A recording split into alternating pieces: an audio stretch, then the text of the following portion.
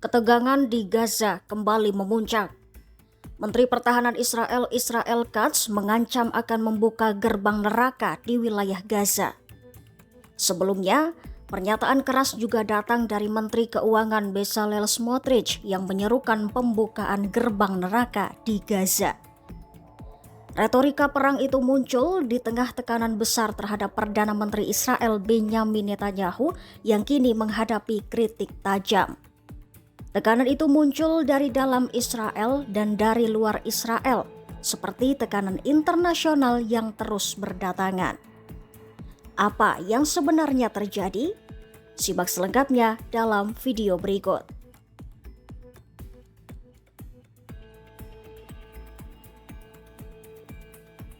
Baru-baru ini, Menteri Pertahanan Israel Israel Katz mengancam akan membuka gerbang neraka di jalur Gaza jika kelompok Hamas tidak segera membebaskan para sandera Senin 28 Juli 2025. Ia menyebut situasi perang kali ini lebih kompleks dari sebelumnya dan mengisyaratkan bahwa Israel siap mengambil keputusan besar dalam waktu dekat. Sebelumnya, ancaman serupa juga dilontarkan Menteri Keuangan sayap kanan Israel Bezalel Smotrich. Ia mendesak agar pemerintah membuka gerbang neraka bagi Gaza usai Israel menghentikan bantuan kemanusiaan ke wilayah yang telah hancur akibat perang sejak Oktober 2023. Kebijakan penghentian bantuan itu diumumkan hanya beberapa jam setelah berakhirnya fase pertama gencatan senjata dan pertukaran tahanan antara Israel dan Hamas. Smotrich menyebut langkah itu sebagai awal dari tindakan lebih keras hingga Hamas dihancurkan atau menyerah total. Sementara itu, Hamas menegaskan kesediaannya membebaskan semua sandera Israel asalkan Israel menghentikan perang, menarik pasukannya dan membebaskan tahanan Palestina. Namun, Perdana Menteri Israel Benyamin Netanyahu menolak syarat tersebut dan justru menekankan rencana pelucutan senjata kelompok perlawanan Palestina serta mengisyaratkan kemungkinan menduduki Gaza kembali. Israel masih mencatat ada 58 sandera di Gaza dengan sekitar 20 orang yang diyakini masih hidup.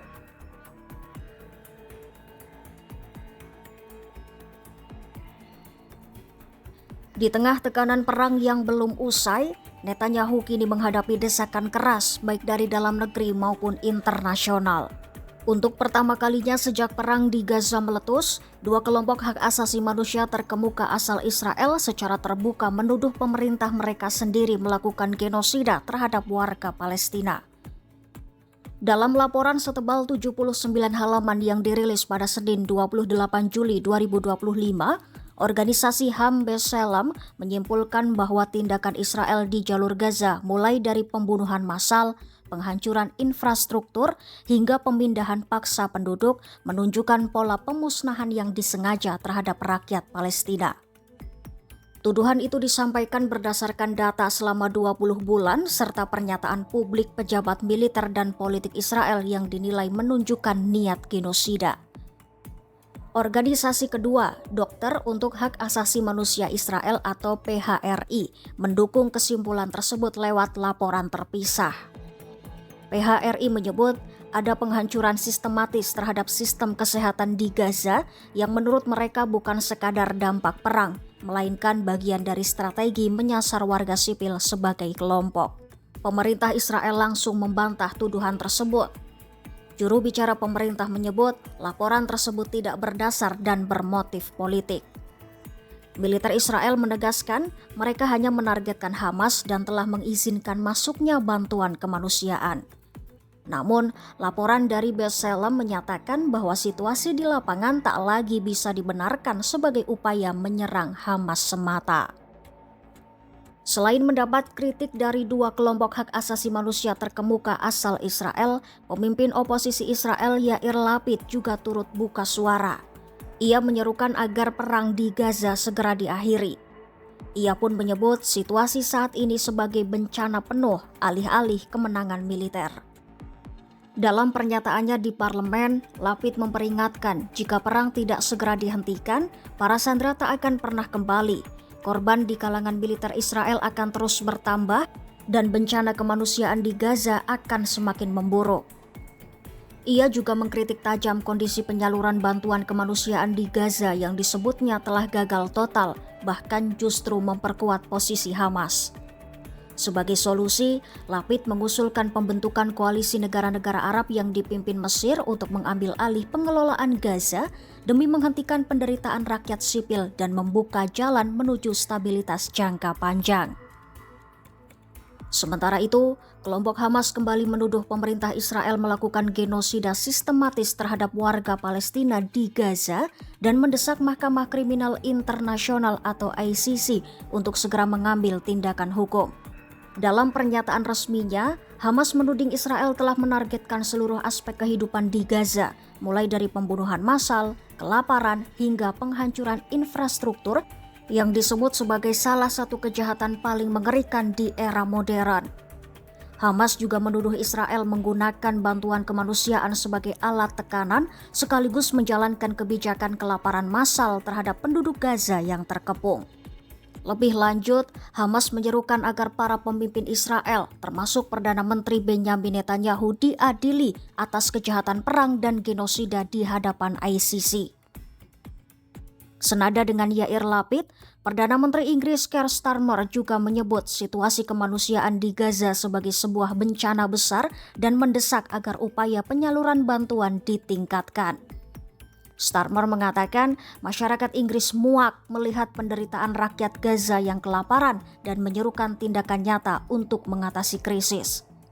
Starmer menyebut Inggris kini bekerja sama dengan Yordania untuk mengirim bantuan, meskipun truk-truk pengangkut masih terhambat oleh kendala logistik yang rumit akibat blokade Israel.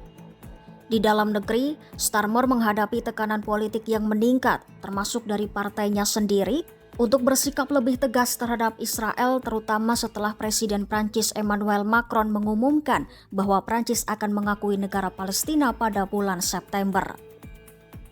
Sementara itu, Presiden Amerika Serikat Donald Trump juga meragukan pernyataan Perdana Menteri Israel Benyamin Netanyahu yang sebelumnya mengatakan bahwa tidak ada kelaparan di jalur Gaza. Di Skotlandia, usai bertemu dengan Perdana Menteri Inggris Keir Starmer, Trump ditanya apakah ia sependapat dengan klaim Netanyahu tersebut. Trump pun menjawab dengan ragu. Ia mengaku melihat anak-anak di Gaza kelaparan. Trump juga menyebut ia melihat orang-orang di Gaza mencuri makanan dan uang. Ia menilai situasi itu sangat kacau. It's terrible. You know, when I see the children and when I see especially over the last couple of weeks and people are stealing the food, they're stealing the money for the food. They're stealing weapons, they're stealing everything. It's a mess. That whole place is a mess. The Gaza Strip, was given many years ago so that they could have peace. That didn't work out too well.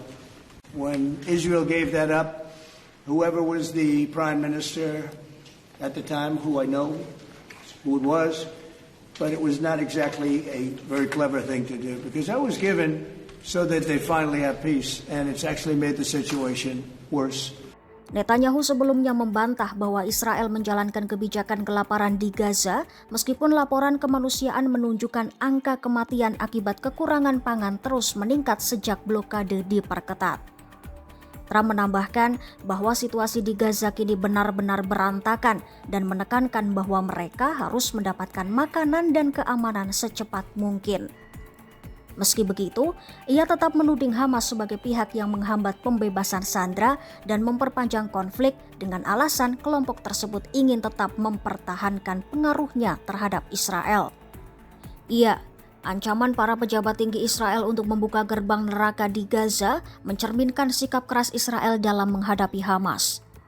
Di lain sisi, tekanan terhadap Perdana Menteri Israel Benyamin Netanyahu terus meningkat, bukan hanya dari dunia internasional, tapi juga dari dalam negaranya sendiri. Ikuti terus perkembangan situasi di jalur Gaza dan berita menarik lainnya hanya di YouTube Kompas.com.